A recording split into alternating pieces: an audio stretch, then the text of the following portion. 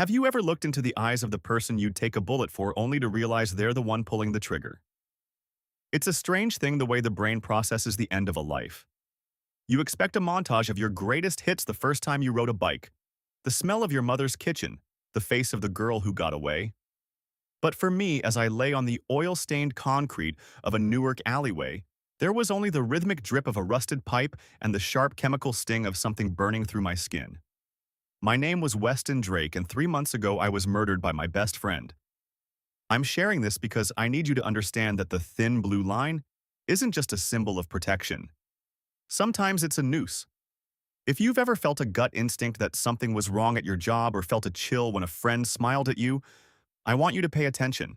Drop a comment below if you've ever been betrayed by someone you trusted with your life. I want to know I'm not the only one who didn't see it coming. And if you're new here, hit that subscribe button because the story of how I died is only the beginning of how I came back. Before the alley, before the acid, I was just Wes. I was the guy who stayed late at the precinct filing paperwork no one else wanted to touch. I lived in a cramped apartment with a golden retriever named Buster, and a dream of one day owning a small cabin in the Poconos, where the only noise was the wind in the trees.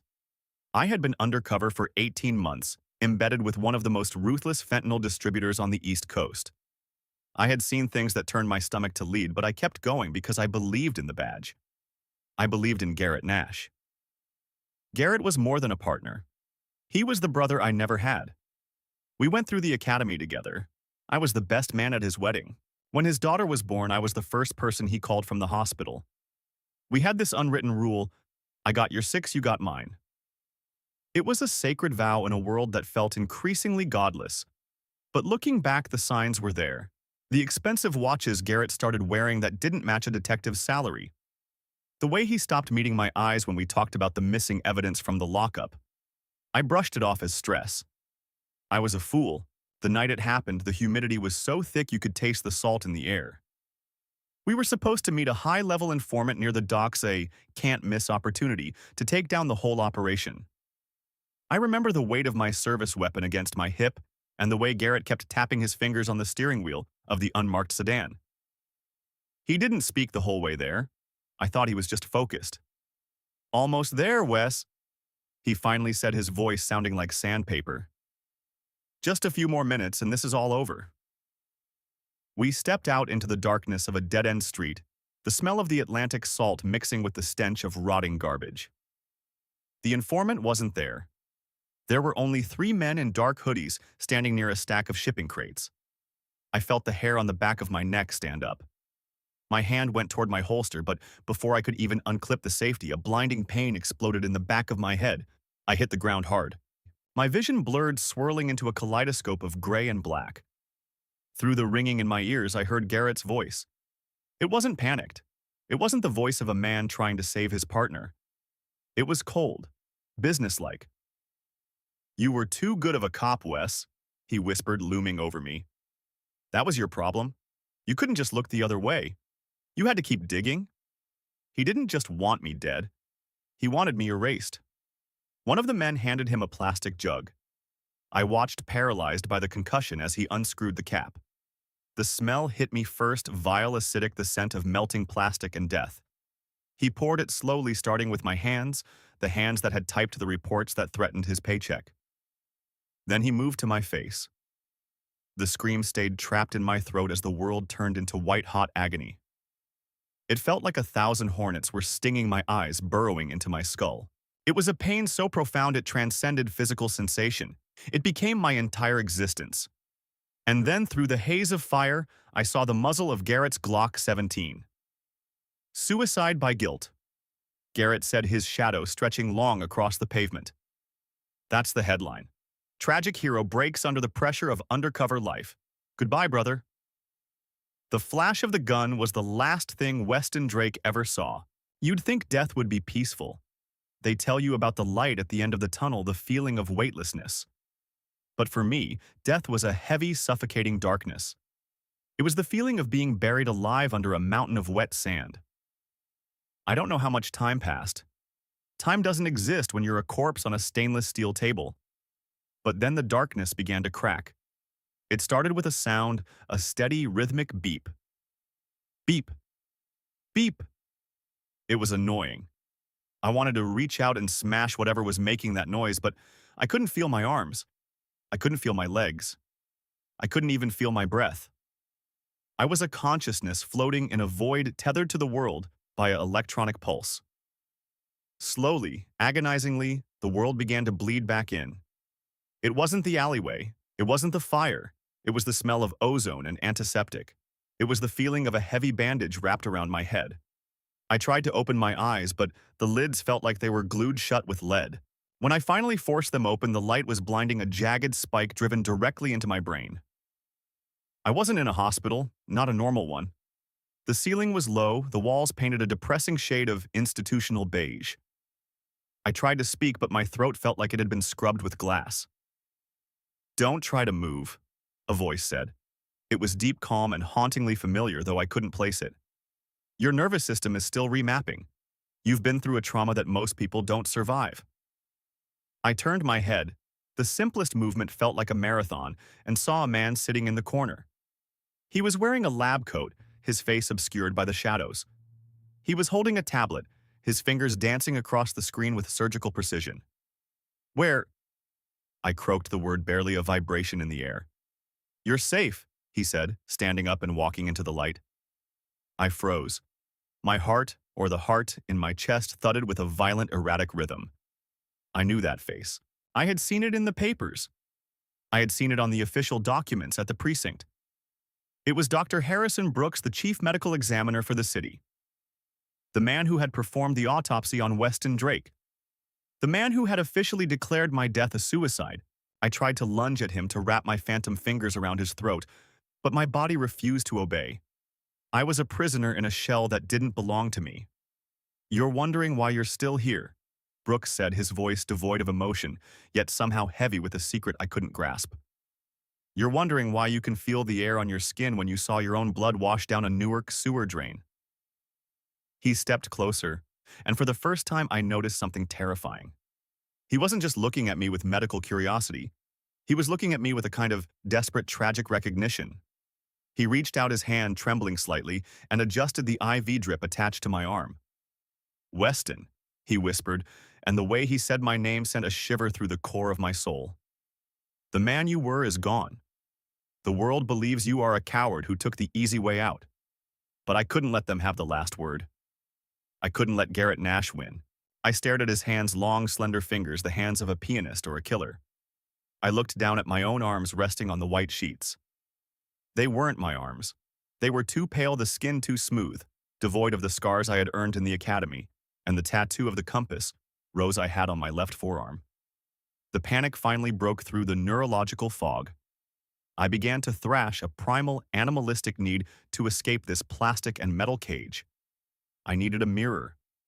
I needed to see what he had done to me. I managed to roll off the bed, the world spinning in nauseating circles as I hit the cold floor.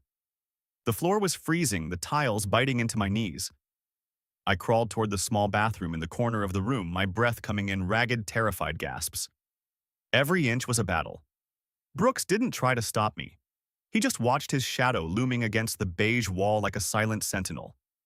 I reached the porcelain sink and pulled myself up, my muscles screaming in protest. I gripped the edges of the basin so hard my knuckles turned white. I closed my eyes for a second, praying to a god I hadn't spoken to in years that this was just a fever dream, that I would wake up in my own bed with Buster licking my face. Then I opened them. The face staring back at me in the cracked mirror wasn't the face of Weston Drake. It wasn't the face of the man who had been burned by acid and shattered by a bullet. It was the face of the man standing in the doorway. It was Harrison Brooks. Same jawline, same deep-set eyes, same high cheekbones. It was a perfect, horrific duplicate. I reached up, my fingers trembling as they touched the skin of my cheek. It felt real. It felt warm. But it wasn't mine. I looked at the reflection, then back at the man in the doorway, my mind fracturing under the weight of the impossibility. "What did you do?" I screamed, but it came out as a hollow, wet rasp. "What am I—" Harrison Brooks stepped into the small, cramped bathroom, the fluorescent light flickering overhead. He didn't look away. He didn't flinch at my horror. He simply stood there, an identical twin born from a nightmare, and looked at me with eyes that seemed to hold a lifetime of unspoken apologies. He reached into his pocket and pulled out a small silver scalpel, the blade catching the harsh light. He didn't point it at me. He held it like a religious icon, his thumb tracing the flat of the steel. "I didn't just save your life, Weston," he said, his voice dropping to a whisper that felt like a cold wind. "I gave you the only weapon that can destroy men like Garrett Nash. I gave you a ghost's life, and now it's time for us to get to work." He held the scalpel out toward me, handle first, the silence of the room suddenly heavy with the weight of 1,000 secrets. My hand, a hand that felt foreign and heavy, slowly rose from the sink, my fingers hovering inches away from the cold surgical steel, as the reflection in the mirror watched my every move. The cold, sterile weight of the surgical steel finally pressed against my palm, and for a split second I didn't feel like a victim anymore. I felt like an extension of the blade itself. My new fingers, longer, steadier than the ones Garrett had melted into the pavement, curled around the grip with an instinct that shouldn't have been mine. It was as if the muscle memory of the man standing in front of me had leaked into my own consciousness. I looked from the scalpel to the face of Dr. Harrison Brooks, and the vertigo nearly sent me back to the floor. "You died on my table, Weston," Harrison said, his voice dropping into a low, rhythmic hum that seemed to vibrate in the small bathroom. "Technically, you were dead on arrival. But the brain is a stubborn thing. It clings to life far longer than the heart does. I had 20 minutes of viable electrical activity, 20 minutes to decide if I was going to let my only brother disappear into a pauper's grave, or if I was going to commit the ultimate sin to give him a second chance. My brain felt like it was short-circuiting. Brother. The word felt like a physical blow. I grew up in a series of foster homes in South Jersey, moving from one broken house to another, until the academy became my only family. I didn't have a brother. I had a dog and a badge. That was it. But as I looked into Harrison's eyes, I saw a reflection of a shared history I didn't remember. There was a shape to his brow, a specific way his lip curled when he was anxious, details I had seen in the mirror for 30 years. "I don't know you," I rasped, my voice still sounding like it was being dragged over gravel. "I don't have anyone." "That's because they lied to us," he replied, stepping closer, his presence overwhelming in the cramped space. "They separated us when you were 3 and I was 5. Different names, different states. I spent 20 years looking for you, Wes. I tracked you through the foster system, through your police records, all the way to that alleyway. I was the one who pulled the strings to get your body sent to my morgue. I knew Garrett would want a friendly face to sign the papers. He thought I was in his pocket. He didn't realize I was just waiting for him to break the only thing I ever cared about." The room seemed to tilt. I leaned against the sink, the porcelain biting into my hip. The reality of what he was saying was too much to process. I wasn't just in a new body. I was in his life. I was wearing the skin of a man who had been watching me from the shadows for decades. "You're a doctor," I said, the logic of a cop finally kicking in through the trauma. "You can't just swap people. This isn't a movie. Where is the real Harrison Brooks?" A ghost of a smile touched his lips, but it was filled with a profound, weary sadness. "The real Harrison Brooks is standing right here, Wes. Or at least the vessel is. I'm dying. Glioblastoma. Stage 4. I had 6 months left, maybe less. My brain was rotting from the inside out, but my body, my hands, my face, they were still functional. You had a perfect mind, a warrior's soul, and a body that was beyond repair. I spent my entire career studying the mapping of human consciousness. This wasn't a swap. It was a transplant. I gave you the house because my lease was up." I looked down at the scalpel again. It felt heavier now. "So what, I'm just supposed to walk out there and be you play doctor while the man who killed me gets a promotion?" "No," Harrison said, his eyes turning hard, the grief replaced by a cold, calculating fire. "You're going to use my credentials to do what Weston Drake couldn't. You're going to dismantle them from the inside. You have access to every crime scene, every autopsy, every piece of forensic evidence that Garrett Nash thinks he's successfully buried. You are the one person they will never suspect because they think they own me." The next few weeks were a blur of agonizing physical therapy and psychological warfare. Harrison, the man who was fading away while I grew stronger in his skin, became my shadow. He taught me the nuances of his gait, the way he held a pen, the specific clinical jargon he used during a post-mortem. It was a grotesque masquerade. I had to learn how to be a surgeon while my soul still screamed like a beat cop. I remember the first time I walked into the morgue as the chief. The smell of formaldehyde and cold transition hit me like a physical wall. This was where my old body had been processed. I walked past the very table where I had been declared a suicide. I could almost see the outline of my former self, the charred skin, the hollowed-out eyes. The rage that had been simmering in my gut began to boil. It wasn't just about survival anymore. It was about debt. I spent my nights hunched over Harrison's private servers. He had been building a case for years, documenting every mistake made by the precinct, every lost blood sample, every misfiled toxicology report. Garrett Nash wasn't just a dirty cop. He was the linchpin of a system that turned the city's morgue into a dumping ground for the cartel's mistakes. The first time I saw Garrett again, I thought my heart would burst through my borrowed ribs. He walked into the morgue with that same arrogant swagger, his leather jacket smelling of expensive cologne and cheap cigars. He looked at me, at the face of the man who had supposedly helped him cover up a murder, and smiled. "Brooks," he said, clapping a hand on my shoulder. The touch felt like a brand of hot iron. "You look pale, Doc. You working too hard? You need to relax, maybe take a trip. My treat."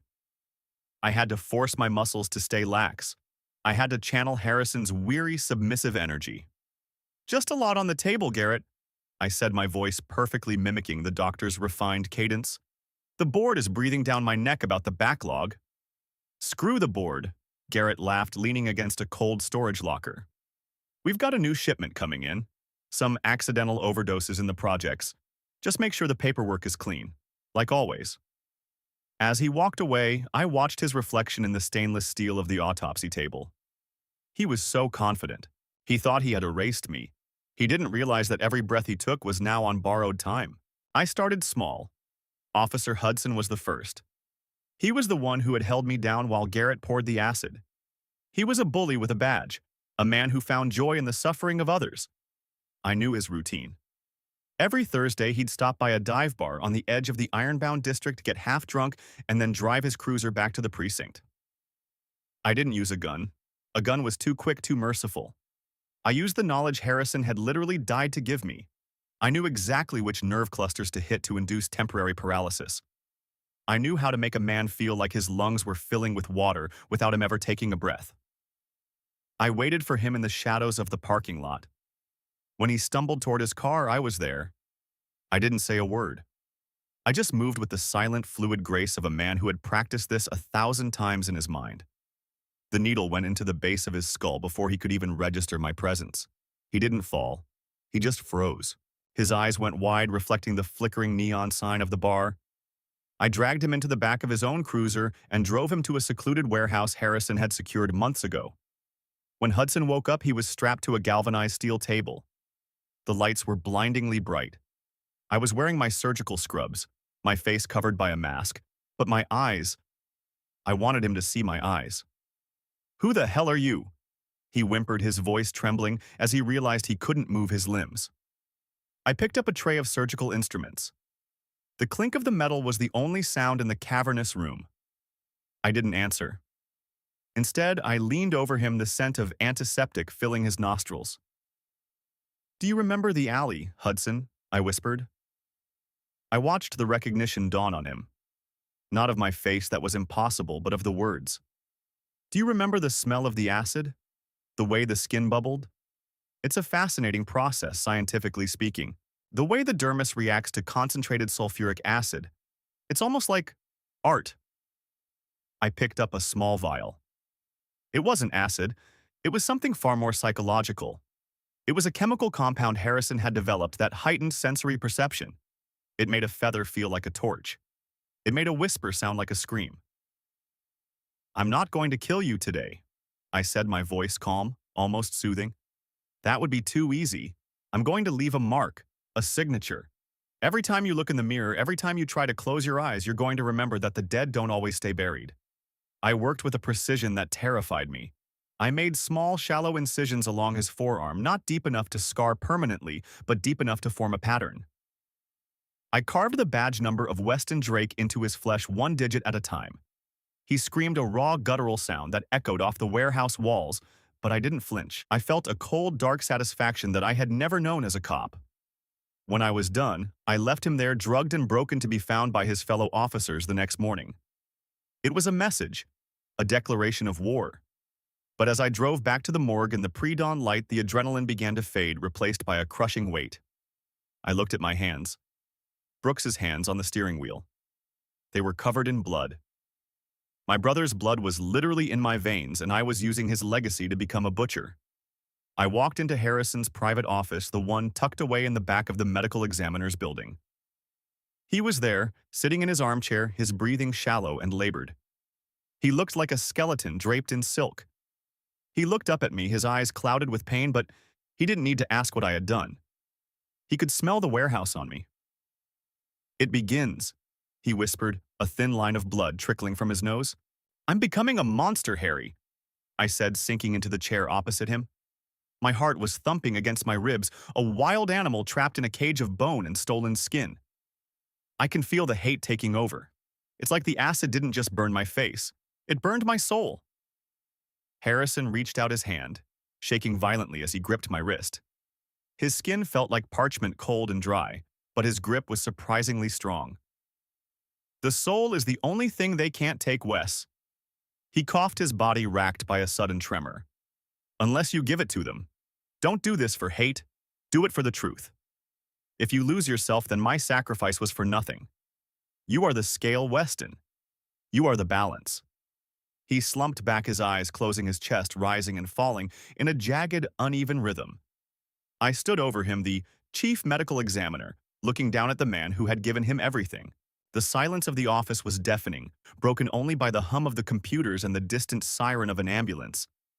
I walked to the window and looked out at the city. Somewhere out there, Garrett Nash was sleeping soundly, dreaming of his next payday. He thought he was safe. He thought the game was over. I reached into my pocket and pulled out my old police whistle, the only thing Harrison had recovered from the alleyway that wasn't destroyed.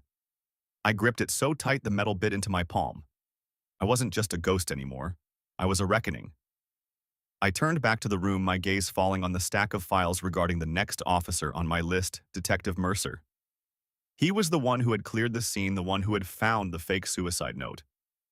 The weight of the borrowed life I was living suddenly felt like lead, pressing down on my shoulders until I thought I would collapse.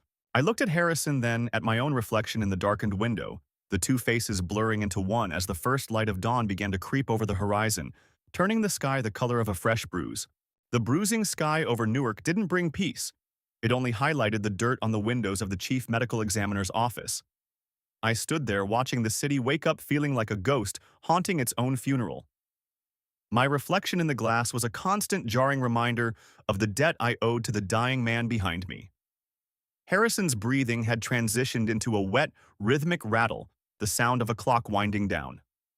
I looked at my hands, flexing the fingers that were once his, and felt the phantom itch of the scalpel I had used on Hudson. It wasn't just justice. It was a dark surgical hunger. "Do you hear that?" Harrison whispered, his voice so thin it barely carried across the room. I turned to see him staring at the ceiling, his eyes wide but unseeing. "The city, it's screaming, Wes. It's full of people like us. People who were erased so someone else could buy a bigger house." I walked over to his side, the heavy fabric of my scrubs swishing against my legs. "I took care of Hudson, Harry. He won't be looking at himself in the mirror for a long time without seeing my badge number." "One brick." Harrison coughed, a speck of blood landing on his chin. "You only pulled one brick. The whole wall has to come down."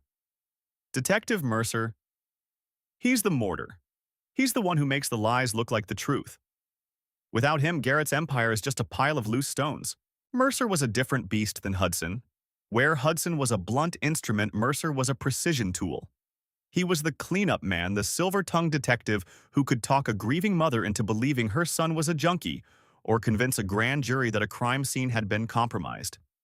He was the one who had written the fake suicide note I supposedly left behind, a note that talked about burnout and losing my way. Every word of that note was a spit in the face of everything I had stood for. Have you ever had someone rewrite your entire life story while you were still alive to feel the ink dry? It's a violation deeper than any physical wound. Mercer didn't just help kill me. He tried to kill the memory of who I was. I want you to tell me in the comments if you had the chance to confront the person who lied about your character. Would you want an apology? Or would you want them to feel the weight of their own deceit? I chose the latter. I didn't rush him. I used my new identity to dig into Mercer's medical history. Every cop has a weakness, and Mercer's was his vanity. He was terrified of aging, terrified of losing the golden boy image he projected. He visited a private clinic twice a month for localized treatments for a chronic back injury. He claimed he got in the line of duty, though I knew he actually slipped on a spilled beer at a precinct party. Using Harrison's credentials, I intercepted the shipment of his medication. It was a simple switch. I replaced his standard anti-inflammatory with a high-dose paralytic compound that Harrison had been experimenting with, something that didn't just dull the pain, but slowly over 48 hours began to shut down the peripheral nervous system. I watched him from across the street 2 days later. He was leaving the precinct looking polished in a tailored suit, but I saw the mistake. I saw the way his left hand gripped the door of his car as if it didn't quite belong to him. He was losing control of his vessel, just as I had lost mine in that alley. "Need a hand, detective?" I asked, stepping out from the shadows of a parking garage. I was wearing Harrison's signature trench coat, my face partially obscured by a scarf against the morning chill. Mercer turned, squinting through the fog. "Doc, is that you? I think I'm having a reaction to that new script. My legs feel like lead." "Let's get you inside, Mercer," I said, my voice smooth and clinical. "The morgue is just a block away. I have the reversal agent in my private lab. You don't want to collapse out here in the dirt, do you?" His pride was his undoing. He let me drape his arm over my shoulder, the very arm that had typed out the lies about my suicide. I felt a surge of cold electricity run through me. I wasn't Weston Drake, the victim. I was the chief medical examiner, and I was bringing a patient in for an examination. The descent into the basement of the morgue was silent, save for the hum of the elevator. Mercer was fading fast, his breathing becoming shallow as the paralytic hit his diaphragm. By the time the doors opened to the cold, sterile hallway, he was a dead weight in my arms. I wheeled him into Autopsy Room 4, the one that wasn't on the official floor plan, the one Harrison had used for his private research. I hoisted him onto the cold steel table. The clank of his body hitting the metal echoed like a gunshot. I began to strap his wrists and ankles down the nylon webbing biting into his expensive suit. What are you doing?" He managed to mumble, his eyes darting around the room, settling on the jars of organs and the rows of scalpels. I pulled a chair over and sat right next to his head. I peeled off my mask, letting him see the face he thought was his ally. "You have a way with words, Mercer. I read your work. That suicide note, truly poetic." The darkness finally caught up to me. "Right? That was a nice touch." The confusion in his eyes turned to a jagged, piercing terror. He couldn't move his head, but his pupils dilated until they were nearly all black. "Brooks, stop. You're sick. The tumor. It's making you crazy." "The tumor isn't speaking right now," I whispered, leaning in so close I could smell the expensive mints he chewed to hide the scent of stress. "This is a message from the man you buried. This is a message from Weston Drake." I picked up a specialized surgical marker and began to draw lines on his face, precise anatomical notations. "You see, Mercer, the human body is a ledger. Every lie you tell, every life you ruin, it leaves a mark on the soul. But since people like you don't believe in souls, I've decided to move the ledger to the surface." I didn't use acid. I used the tools of my new trade. I performed a series of micro-adjustments to the nerves around his jaw and throat. It was a procedure Harrison had perfected for reconstructive surgery, but I was doing it in reverse. I wasn't fixing him. I was silencing him. I worked with a steady hand, my mind a calm, frozen lake. Every time I felt a flicker of hesitation, I remembered the sound of the gunshot in the alley and the smell of my own skin burning. "You're going to keep your life, detective," I said, my voice echoing in the tiled room. "But you're never going to speak a lie again. Because every time you try to form a word that isn't the truth, your nerves will remind you of this table.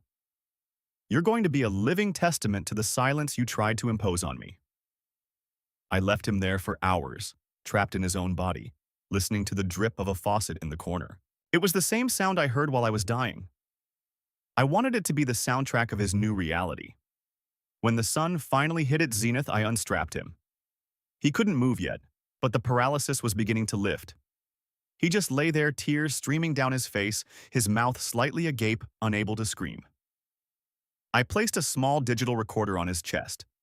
It contained a copy of the files Harrison had gathered, the proof of the cartel kickbacks, the photos of Mercer meeting with Garrett Nash's bagmen. "You have 1 hour to get this to the Internal Affairs Dropbox," I told him, my voice devoid of mercy. "If you don't, the paralytic I gave you will be replaced by something permanent. And trust me, Mercer, I know exactly where to make the cut." I walked out of the room, leaving him in the cold. I didn't look back.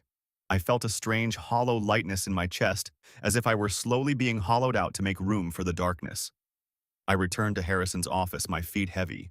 The man who had given me this face was slumped over his desk, his hand still clutching a fountain pen. He looked like he was just sleeping, but the stillness was too absolute. I reached out and touched his neck. Cold. My brother was gone. He had waited just long enough to see the first domino fall. I sat on the floor next to his chair, the chief and the ghost sitting together in the gathering shadows. I pulled the scalpel from my pocket, the one he had handed me, and looked at my reflection in the polished wood of the desk. The face in the wood didn't look like Harrison anymore. It didn't look like Weston. It looked like something else entirely, an avenging shadow that had traded its soul for a surgeon's precision. Suddenly, the silence was shattered by the vibrating buzz of Harrison's private cell phone.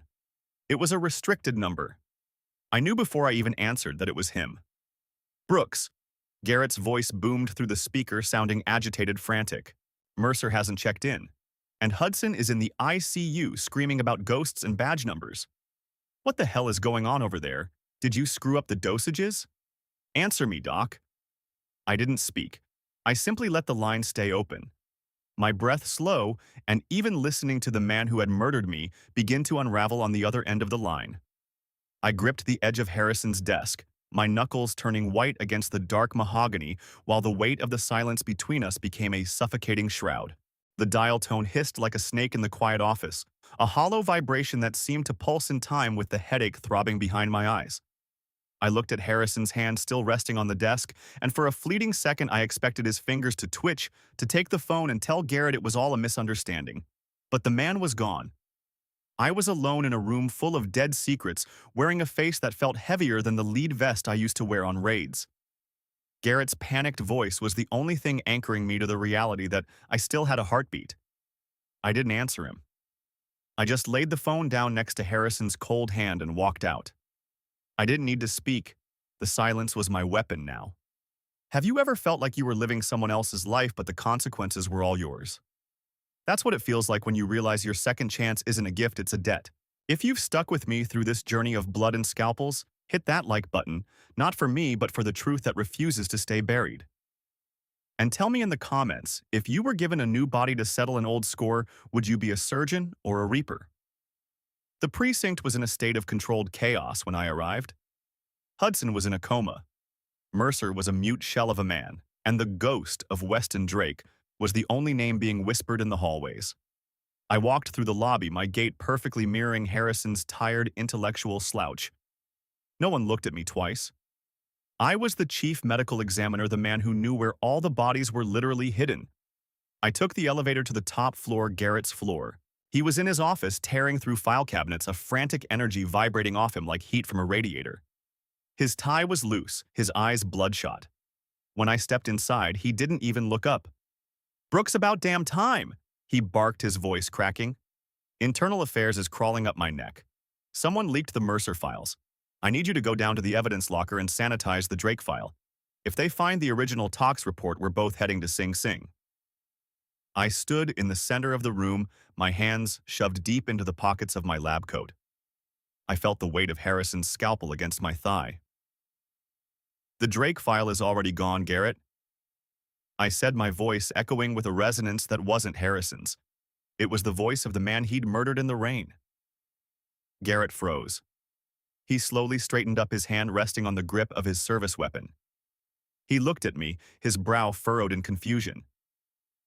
"What did you say? Your voice... You sound different, Doc. You hit the morphine again."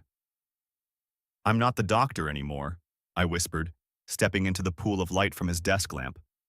I pulled the small silver police whistle from my pocket, the one Harrison had saved from the alley, and set it on the mahogany desk. It looked like a shard of bone against the dark wood.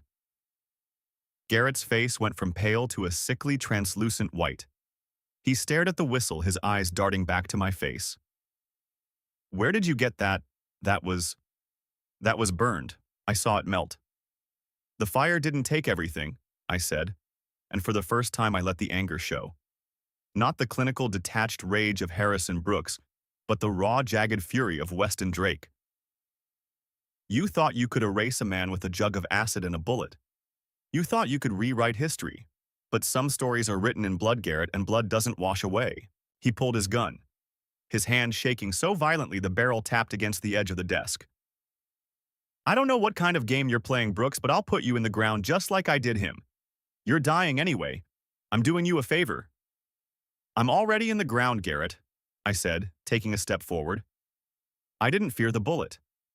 "How can you fear something that's already happened to you? Look at me. Really look at me." I reached up and pulled a small remote from my pocket, a device Harrison had installed in the building's security system months ago. I pressed the button, and every monitor in the precinct, every screen in the squad room began to play the video. It wasn't the suicide footage. It was the high-definition feed from a hidden camera Harrison had placed in the alleyway that night. He had been there watching, recording his brother's execution because he knew he couldn't stop it. The screen on Garrett's wall flared to life. He saw himself. He saw the acid. He heard his own voice saying, "Goodbye, brother." "You're done," I whispered. "The world knows. Your partners, your bosses, the people you sold out for a paycheck, they're all watching you die on every screen in this city." Garrett roared in frustration and pulled the trigger. The bang was deafening in the small office, but the bullet went wide, shattering a glass award on the shelf behind me. I didn't flinch. I moved with a speed that Garrett's alcohol-soaked brain couldn't track. I was on him before he could clear the jam in his slide. I didn't use the gun. I used the skill of a surgeon. I struck the nerve in his wrist, sending his weapon clattering to the floor, then drove my palm into his solar plexus, doubling him over. I pinned him against the desk, my forearm across his throat, forcing him to look at the screen where he was still pouring acid on my face. "You took my life," I hissed into his ear, the scent of his terror filling my lungs. "But Harrison gave me his. He gave me his face, his hands, and his last 6 months of life so I could look you in the eyes when you fell. He was my brother Garrett, the one you didn't know I had. And you're going to spend the rest of your life in a concrete box thinking about the man you couldn't kill." I didn't kill him. I could have. The scalpel was right there itching for a release. But killing him would have been the easy way out. It would have made me just another ghost in a city full of them. Instead, I let the heavy doors of the office burst open as the internal affairs team rushed in, weapons drawn. I stepped back, raising my hands, letting the light of the cameras and the flashing sirens wash over me. I wasn't Weston Drake anymore, and I wasn't truly Harrison Brooks. I was the synthesis of two brothers who had been stolen from each other, finally united in a single act of cold clinical justice. As they led Garrett away in handcuffs, his screams of, "He's a ghost! He's not Brooks!" echoing down the hall. I walked back to the elevators. I felt a strange, quiet peace settling into the marrow of my bones. My time in this body was a loan, a temporary lease on life that would eventually run out just as Harrison's had. But as I looked at my reflection in the elevator's brushed steel, I didn't see a monster.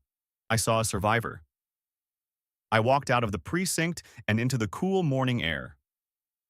The sun was finally rising, a bright, unapologetic orange that cut through the Newark smog. I reached into my pocket and found a small note Harrison had left in the lining of his coat. "Live Wes. For both of us." I breathed in the air. Real air, not the ozone of a lab or the rot of a morgue. My story is a tragedy, but it's also a miracle. I lost my face, but I found my blood. I lost my name, but I found my purpose. Thank you for listening to my story. If you've ever had to start over from the ashes, If you've ever had to become someone else to survive, know that you're not alone. The darkness is only temporary, but the truth lasts forever. Share this story if you believe that no matter how deep they bury you, you can always find a way back to the light. I walked toward the parking lot, my new heart beating a steady, hopeful rhythm against my borrowed ribs, ready to finally find that cabin in the Poconos and listen to the wind in the trees.